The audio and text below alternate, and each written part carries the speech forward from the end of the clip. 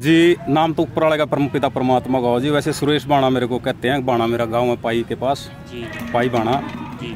और हमने कार्यक्रम करते हैं। कार्यक्रम तो ये है कि एक संगठन बनाया है गंधर्व सभा समिति के नाम से जी। और ये संगठन पहले भी बना था बहुत साल पहले, लेकिन वो बीच में बंद हो गया था। दोबारा से इसकी शुरुआत करी है क्योंकि पहले पुराने कवियों ने दादा मांगेराम, धनपत सिंह जी निदाना वाले और भी कई सांगी थे उसमें जिन्होंने एक सांगियों के यहाँ संगठन बनाया था। तो उसी को मद्देनज़र रखते हुए एक दोबारा से एक ये संगठन इसलिए तैयार कराया कि ताकि जो अपनी संस्कृति है जो खोती जा रही है, हम लोग जो पैसे के पीछे भागम भाग उससे थोड़ा दूर हट के अपने पीढ़ियों की तरफ, अपनी औलाद की तरफ देख लें एक बारी भाई वो क्या कुछ कर रही हैं। क्योंकि हम पैसे के पीछे भागते रहे, हमारी औलादें अगर निकम्मी हो गई, वो संस्कार नहीं ले पाया या हम संस्कार देने में नाकाम रहे, तो ये बहुत बड़ा नुकसान होगा हमारी संस्कृति का और हमारे देश का। और उस मुहिम को आगे करने के लिए कई भाई ये रागनी संस्कृति के प्रोग्राम शुरू कराया, रागनियों का प्रोग्राम। कई भाई मेरे से सवाल भी करते हैं, बोले कि भाई क्या रागनियों में ही संस्कृति रह गई है? तो मैं उनको यही बात क्या करूँ, क्योंकि रागनी एक ऐसी चीज़ है, ऐसा माध्यम है हमारा हरियाणा के अंदर, क्योंकि रागनियों में हर चीज़ का समावेश है। संस्कृति का जन्म से लेकर मृत्यु तक जितने भी संस्कार होते हैं सारे रागनियों के माध्यम से हम पब्लिक को दे सकते हैं।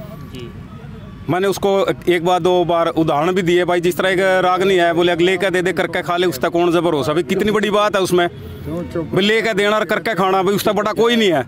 और नुगरा मानस आँख बदल जाए समझदार की भरोसा, भाई इसमें सारी बात आएगी, समावेश हो गया ना सारी संस्कृति का। अरे गाना है क्या, बोले ऊ लाला भाई क्या मतलब है उसका? बोला कि ये चलती क्या, वो हमारा तो मतलब कहना भी नहीं आता है। देखो उनसे हम कुछ नहीं सीख सकते हैं तो हमारी रागनियों से। हमारी रागनियों में 4 वेद 6 शास्त्र, जितने भी उपनिषद पुराण 18 पुराण सारे के सारे इसमें समाहित हैं रागनियों में। आप किसी भी रागनी को उठाकर देख लेना, सामाजिकता की बात आए तो भी रागनी उठा कर देख लेगा। अगर आपके पास टाइम नहीं है ना वेद शास्त्र पढ़ने का, ना उपनिषद पढ़ने का, ना गीता जी पढ़ने का, गीता जी पढ़नी हो हमारे स्वर्गीय पंडित साधु राम जी को पढ़ लो।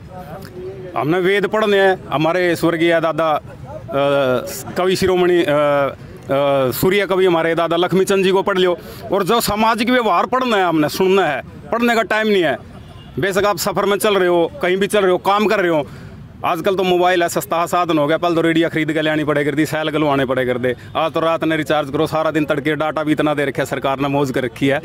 देखो मैं किसी सरकार का समर्थन नहीं हूँ या साबित कर देना चाहता हूँ यहाँ पे, मैं किसी पार्टी का समर्थक नहीं हूँ, लेकिन ये कहना चाहता हूँ कि हमारे जो वैज्ञानिक थे जिन्होंने हमारे ये टेक्नोलॉजी दी है, आज टेक्नोलॉजी ऐसी आ गई कि सुबह से शाम तक डाटा नहीं खत्म होता। रागनियाँ सुने जाओ, काम करते टाइम सुने जाओ, लीड लगा के सुन लो। आप ऑफिस में काम कर रहे हो तो भी आप लीड लगा कर आराम से रागनी को सुन सकते हो। जो आप कार्यक्रम कर रहे हैं, हाँ जी, हर हफ्ते करते हैं क्या, किस प्रकार करते हैं? ऐसे जी देखो फिलहाल तो शुरुआत यहीं से हुई थी और इससे पहले भी हमने 2-4 प्रोग्राम करे थे, बड़े बड़े प्रोग्राम करे थे। गुड़गांव में भी प्रोग्राम हुआ था हमारा, और हमारा रोहतक में भी 2-3 प्रोग्राम पहले हुए थे। फिर अब हमने जिस तरह खेत में गेहूँ काटन खाते नहीं, बोले फाँट भर लो भाई, यहाँ से फाँट भर लिया हमने, पूरा हरियाणा कवर करेंगे सारा घूम के, गांव उधर जाके गांव में प्रोग्राम होंगे। और हमने कहा अभी जितने भी हमारे गांव का कोई भी साथी अगर प्रोग्राम करवाने का इच्छुक है तो उसको बिल्कुल ही देखो कुछ ना कुछ तो देखो हवा पानी टाइम कई करें, गाड़ी तेल पे ले जाएंगे हम तो भाई तेल पे अपनी गाड़ी ले आएंगे भाई, ज़्यादा खर्चा करने की ज़रूरत नहीं है। हमारे कलाकार हैं और साथ में कलाकारों का भी प्रमोशन होगा, क्योंकि कई जिनकी पब्लिसिटी नहीं हुई कलाकारों की, बहुत बढ़िया कलाकार हैं। आज आपने देखा भी होगा कितनी बढ़िया बात सुना।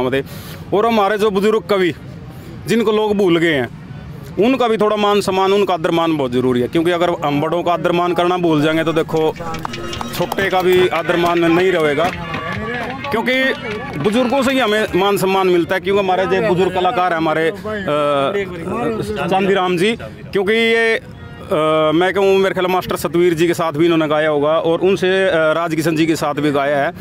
लेकिन जिस तरह की धूल सी जम जाए ना शीशे पे, वो धूल साफ करनी है। एक ऐसा शीशा बना देंगे भी हरियाणा के अंदर कौन कौन कवि थे, कौन कौन लेखक थे, कौन कौन गाने वाले थे, साफ सुथरा गाने वाले। क्योंकि बीच में एक टाइम आया था जो फूड गाया करते, उनका ये बोलबाला हुआ है। कुछ 1-2 हमारी बालिकाएं भी आई हैं, आप लोगों को नाम लेने की ज़रूरत नहीं, आपके सामने आप सभी जानते हो, लेकिन नाम ले तो बुराई भी कोई नहीं है शॉर्ट में। क्योंकि उन्होंने ऐसा कर दिया कि बिल्कुल ही बंटाधार कर दिया था हमारी संस्कृति का, और उससे फूडपन को, सबसे मेन लड़ाई हमारी उस फूडपन से है। और जो ये संस्थाएं बनी हैं, और हमारा एक मेन मोटिव है कि एक कानून बना है, सारे संस्थाओं को साथ में लेकर के, किसी दिन भगवान मौका देगा, सारी संस्थाओं को साथ में लेकर के सीएम को ज्ञापन सौंपेंगे। हमारा ज़्यादा नहीं, पूरे भारत के लेवल पे तो बाद की बात है, पहले अपने हरियाणा में जो हमारे यहाँ हरियाणा का कल्चर है उसके लेवल पे एक ऐसा कानून बने भाई, कोई भी यूट्यूब पे गाना अपलोड हो या किसी साइट पे कोई गाना पड़े तो उसमें कोई आपत्तिजनक शब्द हो ना हो, कोई जातिवाद पे, क्योंकि आजकल गाने भी डीजे पे जातिवाद में, मैं फलाना, मैं ढिमकारा, मैं फलाना का छोरा, मैं मुखड़ी का छोरा, बेरानी भी असली माँ बाप का बेरानी है कि नहीं है कोई, उनका वही बात है।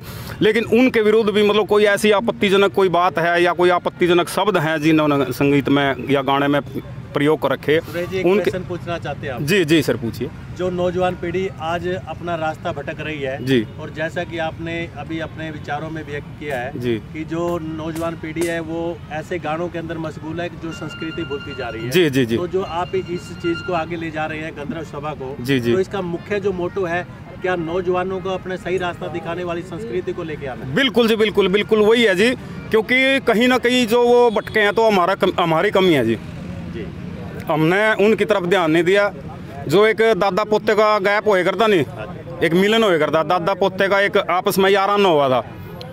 बुजुर्ग जवान आदमी खेत में काम करे करते तो बच्चों ने कहाँ छोड़ के जाया करते बुजुर्गों के पास, तो बुजुर्ग के साथ बुजुर्गों के पास इतना तजुर्बा होता है पूरी ज़िंदगी का, वो उन बच्चों को देना शुरू कर देते थे बचपन में, कहानियों के माध्यम से, छोटी छोटी कविताओं के माध्यम से, दादी नानी लोरी के माध्यम से माँ, तो उसके वो जो संस्कार थे ना वो संस्कार खत्म हो गए जी। अच्छा, गंधर्व सभा समिति बनाई है जो आपने, ये राष्ट्रीय स्तर पर बनाई है, नेशनल राज्य स्तर पर बनाई है या फिर कैसे स्तर पर? ये राज्य स्तरीय है जी फिलहाल, तो उसके बाद हम इसको राष्ट्रीय स्तर पर भी स्थापित करेंगे। कोशिश है कि देखो आप जैसे लोग जितने भी हैं इसका जितना ज़्यादा प्रचार प्रसार करेंगे उतना ही हमारा हौसला बढ़ेगा। राष्ट्रीय अध्यक्ष कौन है, मतलब अध्यक्ष कौन बना रहे हैं? अभी तो मैं मेरे को बनाया है, पीछे थे हमारे राकेश किलोई जी थे मेरे से पहले। कितने टाइम हो गया रजिस्टर्ड हुए जी? तीसरा साल लगने वाला है, 10 फरवरी को इसका स्थापना दिवस है, चौथा स्थापना दिवस है, 3 साल हो गए पहले। कोई राष्ट्रीय कार्यक्रमों में भी जाते हैं आप या फिर कोई अपने ओपन ही करते हैं कार्यक्रम? नहीं, राष्ट्रीय क्रमों में भी आगे भी जाएंगे, पहले भी कोशिश करी है कि एक शुरुआत हो। देखिए कोई भी अच्छी चीज़ होती है तो उसको एक पौधा कोई भी हो, पहले वो बीज डालते हैं ज़मीन में, फिर वो अंकुर फूटता है, उसमें आहिस्ता आहिस्ता पौधा पनपता है, बड़ा होता है, तभी उसका रिजल्ट सामने आता है। अच्छा, तो रागनी सीखनी हो तो फिर क्या सीखना? रागनी सीखनी हो तो सारे जितने भी हमारे साथी हैं, जितने भी हमारे बुजुर्ग हैं, इनके पास जो भी है संपर्क सूत्र है हमारा, एक गंधर्व सभा समिति के नाम से संगठन भी है, पेज भी है हमारा फेसबुक पे, नंबर जितने भी नंबर, वैसे तो पेज है हमारा गंधर्व सभा समिति के नाम से, उसको भी फॉलो कर सकते हैं, उसमें नंबर भी मेंशन है। और हमारा जो वैसे मैं अपना नंबर दे देता हूँ, हमारे 903440 00543, हिंदी में कहने की आदत है, 90 344 00543, क्योंकि अंग्रेजी तो एक ये थोड़ी सी जरूरी होगी जी, क्योंकि ये टेक्नोलॉजी के माध्यम से। जी जी जी जी जी जी सर, क्या नाम है जी अपना? देखिए सर, नाम मेरा चंदीराम कौशिक है, नेशनल लेवल का सिंगर हूँ मैं। सबसे पहले तो सभी मीडिया वाले जो साथी आए हैं मेरे, सभी पत्रकारों को मैं हाथ जोड़कर प्रणाम करता हूँ, स्वागत करता हूँ यहाँ पहुँचने पर। जी सर, कब सम्मानित किया गया था सर आपको? देखिए, सम्मानित मेरे को गवर्नर ने 1996 में किया था जी। मेरी गायकी जो 1970 से शुरू हुई, जो ऑल इंडिया लेवल तक राजकिशन अगवानपुरिया, मास्टर सतबीर जी और पाले राम दैया जी, हाँ जी, बाबूराम दैया जी, मतलब जो परली साइड के कलाकार थे ना, उनके साथ मैंने गाया। जो रोहतक सोनीपत से ये कला उभरी थी, वहीं के सांगी बजनी जो भी हुए ना आज तक मशहूर, वहाँ से हुए हैं। तो इस एरिया के अंदर से ये संस्कृति मैंने पकड़ी थी भाई, क्यों नहीं मैं अपने ज़िला का नाम कैथल का रोशन करूं। शायद मेरे साथी मीडिया वाले ने पता नहीं होगा, एक बार मैंने कैथल कॉलेज में, RKSD कॉलेज में पूरे हरियाणा की टीम बुलाई थी रागनी कंपटीशन के लिए, क्योंकि वो लोग कहते थे कि चंदीराम कौशिक जी आपका ज़िला कैथल भी दिखाओ हमें, लेकिन वहाँ वर्षा आने की वजह से दोस्तों, मीडिया वालों को भी बहुतों को पता है, बारिश बहुत तेज़ आ गई थी, जनता इतनी थी, करोड़ों की संख्या में जनता थी। ये सन मेरा ख्याल 88-89 की है जी। बहुत तगड़ी बारिश आई थी, प्रोग्राम जो फ्लॉप हो गया था, और उसमें दरिया सिंह से लेकर हरियाणा का कोई भी कलाकार जो नेशनल लेवल का था नहीं छोड़ा था मैंने। लेकिन वहाँ जब मैं 1996 में गीता जयंती पर भजन श्री कृष्ण जी का गाया, तो गवर्नर साहब ने मेरे को सेकंड पुरस्कार दिया। उसके बदले में एक प्रशंसा पत्र ही मिला, कुछ नहीं मिला और कुछ नहीं मिला, क्योंकि मैं कर्मचारी भी था इसके साथ रोडवेज में, मेरे को एक इंक्रीमेंट भी नहीं दी गई। और मैंने वो चैनल पर, ग्राम पुराने चैनल पर अपना इंटरव्यू, अपना बयान, अपना दर्द भी सुनाया उनको। और मैंने उनको कलाकारों को भी सुझाव दिया कि भाई हम तो वहाँ तक पहुँच गए, आप लोग अब एक संगठन बनाओ। एक संगठन बनाओगे तो सरकार आपकी आवाज़ सुनेगी, वरना आप गढ़वे पिटोगे, 100 रुपये आगे 50 रुपये आगे लेकर जिम्मे चले जाओगे, लेकिन आपकी कोई सुनने वाला नहीं है। संस्कृति। हरियाणा सरकार के लिए आप क्या कहना चाहोगे जो आप पत्रकार जी, आपने बहुत अच्छा मुद्दे प्रश्न किया। मैंने उषा शर्मा के साथ 4 बार गाया जी, जो फिर चंद्रावल फिल्म की हीरोइन है, उन्होंने मेरे को 4 बार लॉटरी देकर बुलाया चंडीगढ़ में।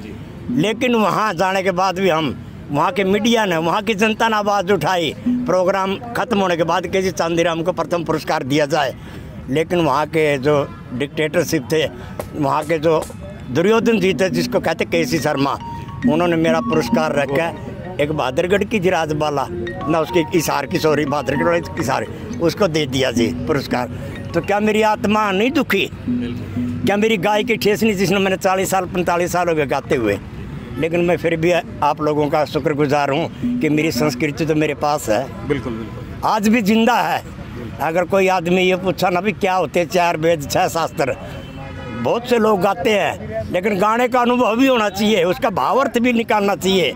अगर हमने किसी से पूछ लिया कि भाई 4 वेद कौन से हैं, 6 शास्त्र कौन से हैं, 18 पुराण कौन से हैं, हरिश्चंद्र जी कहाँ के राजा थे, कैसे उनकी पत्नी थी, रोहतास में रहे तो कितनी उम्र थी उसकी, बहुत से प्रश्न होते हैं। लेकिन मेरे दोस्तों, मैं ज़्यादा ना कहते हुए ये कहूँगा कि हरियाणा की संस्कृति हमारी जो है ना, ये गाय की, और एक हंसी, बहुत सी स्टेटों में गया मैं भी, राजेंद्र जी, पत्रकार जी, बहुत स्टेट मैंने कवर की, लेकिन हरियाणा जैसी हंसी कहीं नहीं मिली मेरे को। बिल्कुल जी, क्या हरियाणा की तो बहुत बड़ी जी, नाम तो ऊपर वाले का परम पिता परमात्मा का हो जी।